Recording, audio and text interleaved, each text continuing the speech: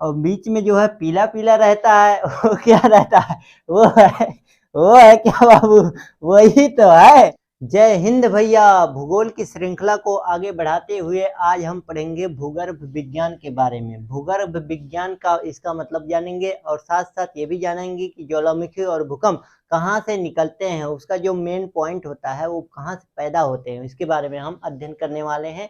चलिए अब बिना देरी के स्किप किए बिना आप लोग इसको देखिए और हम शुरू करने जा रहे हैं। भूगोल में सबसे पहली जो बातें आती है भूगर्भ विज्ञान में, वो आती है अंतर्जात और बहिर्जात बल के बारे में। अंतर्जात और बहिर्जात बल के बारे में आप लोग जान गए तो समझ लो पूरा जान गए। तो आइए देखते हैं यहाँ पर अंतर्जात बल। अंतर्जात बल का मतलब ऐसा बल जो पृथ्वी के अंदर से लगता है। ऐसा बल यहाँ पर हम लिख दे रहे हैं, ऐसा बल जो पृथ्वी के अंदर से काम करता है उसे कहते हैं अंतर्जात बल। जैसे कि एग्जाम्पल में आप लोग देखिए, यहाँ पर एग्जाम्पल में क्या है? ज्वालामुखी। एग्जाम्पल में है ज्वालामुखी।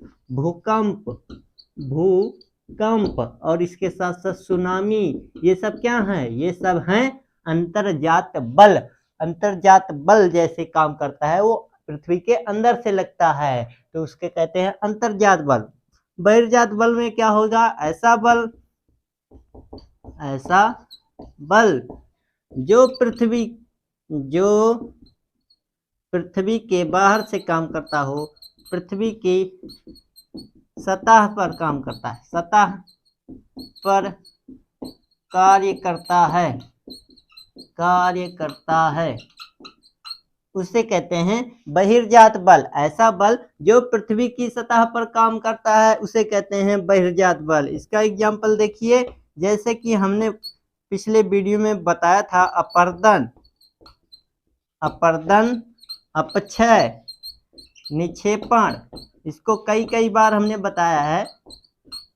तो ये सब क्या है? ये सब क्या है? बहिर्जात बल। बहिर्जात बल का जो टॉपिक था वो हमने क्लियर कर दिया था। जैसे कि नदियां हमने पढ़ाया था, तो नदियां में आ जाएगा ये, और स्थलाकृत, ये सब क्या है? ये सब है बहिर्जात बल। और अंतर्जात बल में आ जाएगा ऐसा बल जो पृथ्वी के अंदर से काम करता है, उसे अंतर्जात बल। जैसे कि ज्वालामुखी, भूकंप, ये सब हमको पढ़ाना है। चलिए अब हम इसको देखते हैं। और जैसे कि मतलब भूगोल की भाषा में बलों को इस प्रकार से बांटा गया, जैसे कि पैरवा पिराता है तो एक ठो तो अंदरवा से पिराता है, एक ठो कोनो मार दिया है, फोड़ दिया है तब भी पिराता है। जैसे सिरा पिराता है, धूप में से आए हैं तब पिरा रहा है, तो मतलब दर्द कर रहा है, तो मतलब वो अलग हो जाएगा, वो हो जाएगा अंतर्जात। और जो अगर कोई कूच दिया है और यहाँ पर फूट गया है सिर, तो यहाँ पर हो जाएगा बाहर से दर्द कर रहा है, तो वो बहिर्जात। इसी प्रकार से इनको बांटा गया है। अब आगे हम देखते हैं भूगर्भ विज्ञान। भूगर्भ विज्ञान किसे कहते हैं? पृथ्वी के उदर का अध्ययन। पृथ्वी के उदर का अध्ययन कहलाता है भूगर्भ विज्ञान।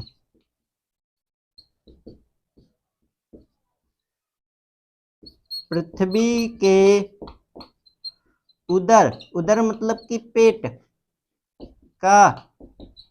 के अध्ययन को भूगर्भ विज्ञान कहते हैं। पृथ्वी के उदर के अध्ययन को भूगर्भ विज्ञान कहते हैं। तो यहाँ पर भूगर्भ विज्ञान आप लोग को क्लियर हो गया। आगे हम चलते हैं सियाल, सीमा और निफे के बारे में।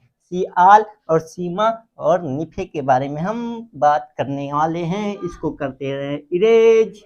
इसके बाद हम चलिए देखते हैं यहाँ पर ये क्या है? ये है तरबूज का टुकड़ा। पृथ्वी ऐसे है, जियोड है पृथ्वी, तो जियोड तो हम इसमें बना नहीं सकते। मान लीजिए गोल है और इसको हम तरबूज की तरह काट के निकाल लिए हैं। अब इसमें कितनी जो है परतें होंगी? यहाँ पर 3 परतें होंगी। ये ऊपर वाला है सियाल, क्योंकि इसमें सिलिकॉन और एल्युमिनियम की अधिकता ज्यादा थी, इसीलिए इसको कह दिया गया ये सियाल। और ये है सीमा, यहाँ पर सिलिकॉन और मैग्नीशियम की अधिकता ज्यादा होने के कारण इसको कह दिया गया सीमा। और यहाँ पर निफे, यहाँ पर निकिल और आयरन की मात्रा ज्यादा होने के कारण इसको कह दिया गया निफे। ये किस वैज्ञानिक का सिद्धांत था? एडवर्ड स्वेस बाबूदियन सिद्धांत। एडवर्ड स्वेस ने सिद्धांत दिया कि सियाल, सीमा, निफे, 3 भागों में इसको बांट दिया पृथ्वी को। धरातल मतलब कि नीचे भूगर्भ में इसको 3 भागों में बांट दिया, सियाल, सीमा और निफे। सियाल में क्यों बांट दिया? ये सिलिकॉन एल्युमिनियम की अधिकता के कारण।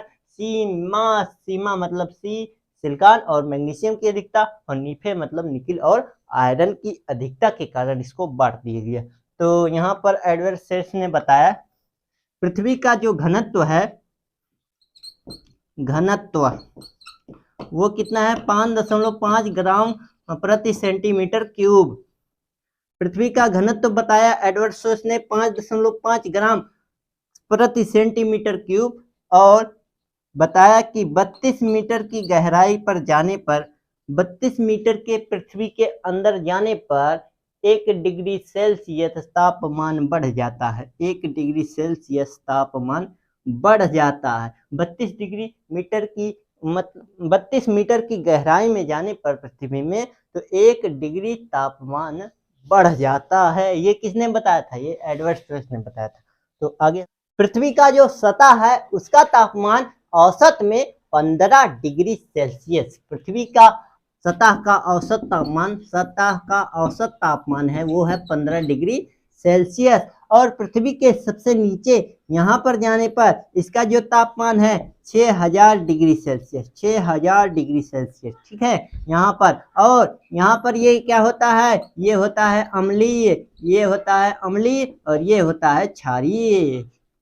वैज्ञानिक एडवर्ड स्वेस के बाद कुछ आधुनिक वैज्ञानिक आए, उन्होंने इसमें कुछ परिवर्तन किए हैं। उसको देखिए, यहाँ पर ये है, इन्होंने क्या किया? क्रस्ट को 2 भागों में बांट दिया, मेंटल को भी 2 भागों में बांट दिया, और कोर को भी 2 भागों में बांट दिया। जिसे हम सियाल, सीमा, निफे कहते थे, उसको इन्होंने 2 भागों में बांट दिया। जो रेखा है इसको कर दिया, इसको कह दिया कि ये है कोनो राइट रेखा, और इसको जब भाग में बांटा इसको कहते हैं रेपटी, और इसको जब दोनों भाग में बांटा इसको कहते हैं लेहमैन रेखा। और जो कोर और मेंटल को अलग करता है उसको कहते हैं गुटेनबर्ग, और जो मेंटल और क्रस्ट को अलग करता है उसको कहते हैं मोहो रेखा। और इसके स्फीयर का नाम दे दिया, ऊपर वाला जहाँ पर हम लोग स्थित हैं, जहाँ पर हम लोग खड़े हैं, उसको कह दिया इन्होंने लिथोस्फीयर, और बीच वाले को पेरीस्फीयर, और नीचे वाले को बेरीस्फीयर।